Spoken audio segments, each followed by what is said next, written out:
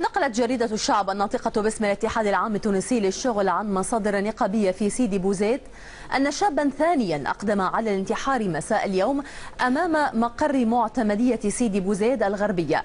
وقال شهود إن الشاب حسين الفالحي طالب بحقه في العمل قبل أن يقدم على تسلق عمود كهربائي.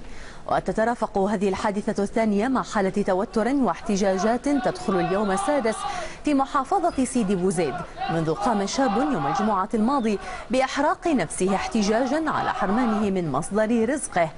وقال عطية العثموني الناطق باسم اللجنة الجهوية التي تم تشكيلها لمتابعة الأحداث في سيدي بوزيد، قال في تصريح للجزيرة إن مسيرات جابت اليوم مدينتي أرقاب ومنزل بوزيان طالبت بإطلاق سراح كل معتقلي الاحتجاجات الاجتماعية التي اندلعت يوم الجمعة الماضي.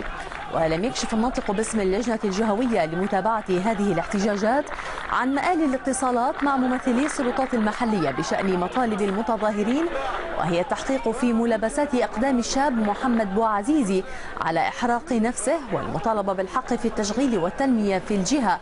ونظم محامون في محافظة القصرين وقفة احتجاجية تضامنا مع سكان محافظة سيدي بوزيد. من جانبه وصف وزير الداخلية التونسي رفيق بلحاج قاسم ما حدث في سيدي بوزيد بالحادثة العادية والمعزولة، وعبر عن أسفه لقيام شاب بحرق نفسه. وفي أول تصريح لشخصية حكومية يأتي بعد نحو 4 أيام من اندلاع هذه الاحتجاجات الاجتماعية في المحافظة، أعرب الوزير عن استغرابه مما قال إنه تشكيك في مسيرة التنمية، وقال إن أطرافا معروفة ركبت الحادث وأولته لأسباب سياسية. وفي رد على التصريحات الرسمية قال أحمد إبراهيم الأمين الأول لحركة التجديد في تونس إن القوى السياسية المعارضة ترفض ما أسماه الاستخفاف بالمواطنين. وشكك إبراهيم في الأرقام التي تقدمها الجهات الرسمية بشأن البطالة في محافظة سيدي بوزيد. نحن لسنا مع تهويل الأمور بطبيعة الحال، ولكن لسنا مع استخفاف بها سياسة النعامة ودس الرأس في التراب، ما ثم حتى شيء، ثم كان القوات حتى تستغل. مشكلة البطالة مطروحة بشدة في سيدي بوزيد. ما نجوش نقولوا أنه ما ثم حتى مش علاش وقت البلاء شبه رسمي يقول أن معدل البطالة فيها لا يتجاوز المعدل الوطني بما في ذلك ما في صفوف حاملي الشهادات. انا نقول الساعه المعدل الوطني هو بدون غير لا يمكن يبعث على الرضا بالذات، هو بدون منها غير مرضي وفي حاجه الى ان يقع معالجته بطريقه جديه في الولايه وفي كامل البلاد. ثم حاجه لازمها تكون معروفه، هو انه فيما يتعلق بحاملي الشهادات العليا الرقم القياسي وين نجدوه في ولاية سيدي بوزيد. وقال إبراهيم إن في التعاطي الرسمي مع احتجاجات سيدي بوزيد إمعانا في احتقار المواطنين وعدم استخلاص لدروس الماضي.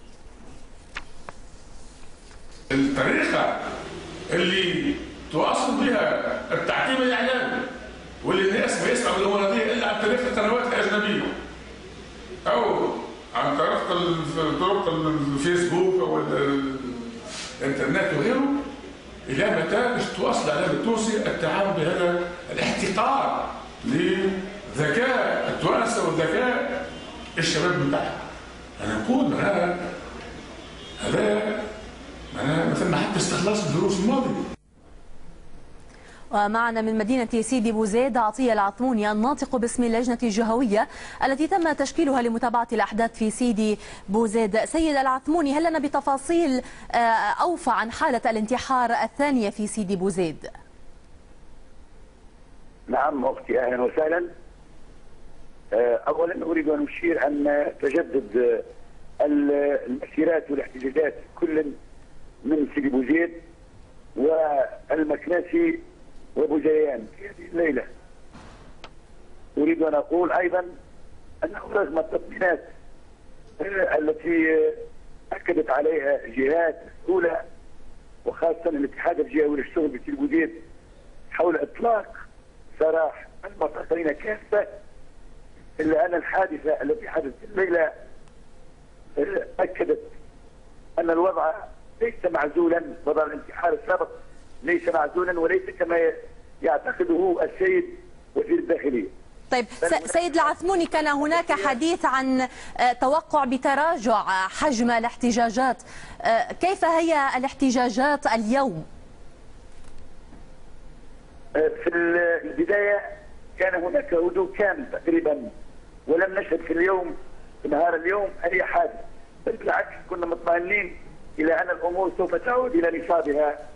ولكن بعد أن وقع هذا الحادث انفجر الوضع من جديد، وتجمع عديد من الشبان وسط المدينة، وهناك احتجاجات في الشوارع، وأيضا اندلعت احتجاجات أخرى في كل من بوديان والمكناسي.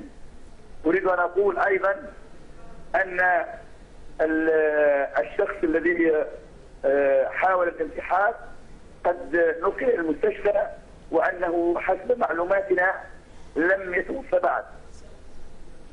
من ناحية ثالثة، اللجنة الجهوية لمتابعة الأحداث، هذه اللجنة قد أقرت اعتصاما كامل الليل احتجاجا على الوضع المتأزم. طيب هل لنا سيد العثموني بنتيجة اتصالاتكم مع الجهات الحكومية حول حادثة الانتحار الأولى وحول المطالب الشعبية في سيدي بوزيد؟ كانت أولا أريد أن أؤكد أننا كلجنة وكنطق رسمي باسم اللجنة لم يتم استقبالنا إلى حد الآن من قبل السلطات، ولكن الطرف الوحيد الذي يتصل بالسلطات هو المكتب التنفيذي الجهوي. فبعد أن نزل علينا المكتب التنفيذي الوطني بعضوين، اتصل بالسيد الوالي، وبالفعل حسب مصدر المكتب التنفيذي الجهوي قد تم إطلاق سراح جميع المعتقلين. نعم. وأيضا قد تم بداية سحب القوات الأمنية.